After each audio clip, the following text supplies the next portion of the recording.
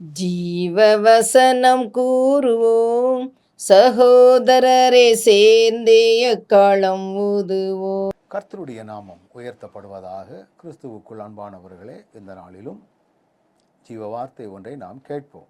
யாக்கோபுக்கு எழுதின நிருபம் 1 அதிகாரம் 8 வசனம். இருமனம் உள்ளவன் தன் வழிகளில் எல்லாம் நிலையற்றவனாயிருக்கிறான். இருமனம் உள்ளவன் அப்படின்னா அதுவா இதுவா, சந்தேக பேர்வழி. இந்த வசனம் மிக தெளிவாக நமக்கு சொல்லுகிறது பாருங்கள். ஒருத்தன் சந்தேகப்படுகிறவனாய் இருந்தால், அதற்கு முந்தின வசனம், காற்றினால் அடிபட்டு அலைகிற கடலின் அலைக்கு ஒப்பா இருக்கிறான். ஆண்டவர் மட்டும் என்ன எதிர்பார்க்கிறாருன்னா, இருமனமாய் இராதே, ஒரே மனதோடு. உலகமும் வேண்டும், உன்னதரும் வேண்டும் அப்படிங்கிற இருமனம் வேண்டாம். என்னதான் இருந்தாலும் இந்த உலகத்தில் நம்ம வாழ்கிறதுனால எல்லாத்துலேயும் நம்ம கவனமாக இருக்கக்கூடிய கிருபைகளை நாம் பெற்றுக்கொள்ள வேண்டியது அவசியம். நிறைய விஷயங்களில் நம்ம இருமனமாக இருக்கோம். சில முடிவெடுக்க முடியாமல் தடுமாடிட்டு கிடக்கிறோம். கர்த்தரை நம்பி நன்மை செய் என்று வசனம் சொல்லுகிறது.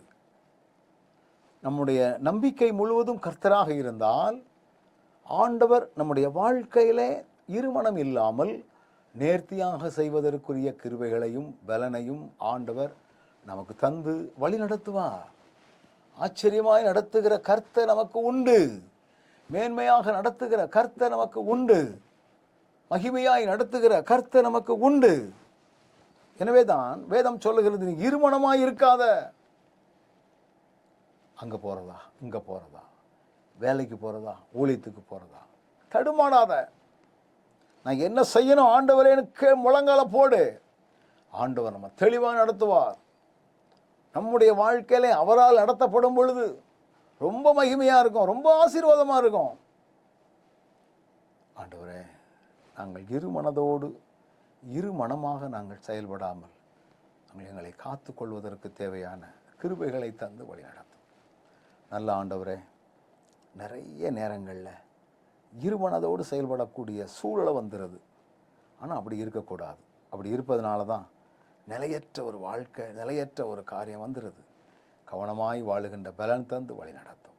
இயேசுவின் நாமத்தில் ஜெபிக்கிறோம் நல்ல பிதாவே, ஆமென்.